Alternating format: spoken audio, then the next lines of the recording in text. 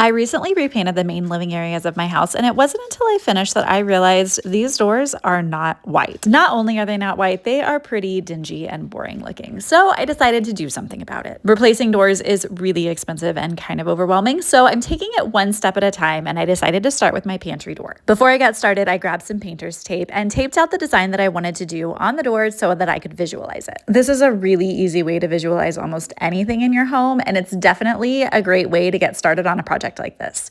Once I had the design that I knew that I liked, I measured out exactly where I wanted to put the boxes and I got started. I purchased about $25 of wall trim from the hardware store, and I cut it down to match the boxes that I had taped on the door. Please don't miss the small child who is creating chaos in the background of these videos. I did not see him until I was editing this. Don't overthink this part. There's really no right or wrong way to do it, but my boxes are about 2 inches from each side of the door and about 3 inches from the top and bottom of the door. Attaching the trim to the door is really easy. You just need some construction adhesive and a brad nailer. I also recommend using a small level like you can see me doing here to make sure that you are placing the boards straight. As you can see, I was doing 2 boxes and I started with the 2 long sides. Once I had both of those aligned and attached to the door, then I moved on to the top and bottom. And just in case you think everything goes perfectly in these projects, let me show you a little bit of an error I made.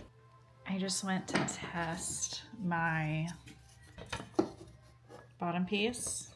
Okay, beautiful, right? Look what I did. I'm a dummy and I put this whole piece on backwards. So now I have to take it off.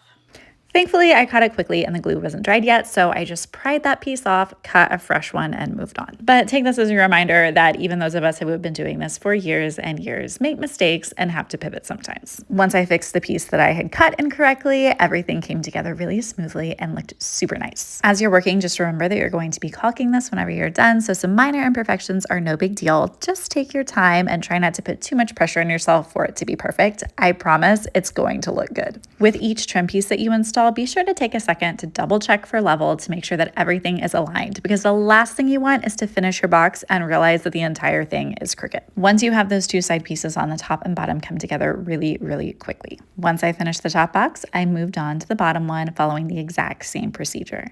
Add some construction adhesive, double check to make sure that all of your measurements are correct, and then attach it using a brad nailer. The hardest part of this was actually making sure that those 2 side pieces were aligned properly. So as I look back, I might actually recommend working clockwise around the box to install all of the pieces. It might make it a little bit simpler to just pre-cut and then install that way. The part of this project that is the most tedious is getting all those boards installed, but once you are done, it's time to move on to the finishing touches, and that's where things really start to come together. You'll start by caulking all the way around the board. You want to do both the outside and the inside of your boxes to make sure that everything is fully sealed and looking smooth. I use DAP's Dynaflex Extreme Stretch Caulk. It's one of my go-tos for projects like this because it is really, really durable. It doesn't crack and it holds up great over time. Once you finish caulking all the way around the boards, give it an appropriate amount of time to dry, and then you are ready to paint. This is the part I was the most excited about because it was going to make things look so much brighter. It was honestly a little bit jarring when I first got started because I could not believe how dingy and yellow the door was before, and it took my eyes a couple of days to adjust to this new bright white. Also, I don't know about you, but I absolutely hate painting doors, so this part of the project was definitely my least favorite, but in the end, it was absolutely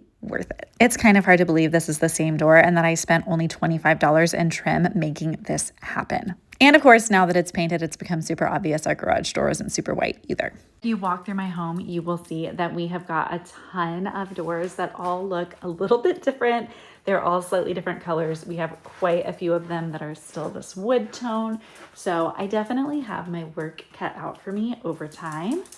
Still need to paint this one that I installed the doggy door in. But that view is totally worth it and so beautiful.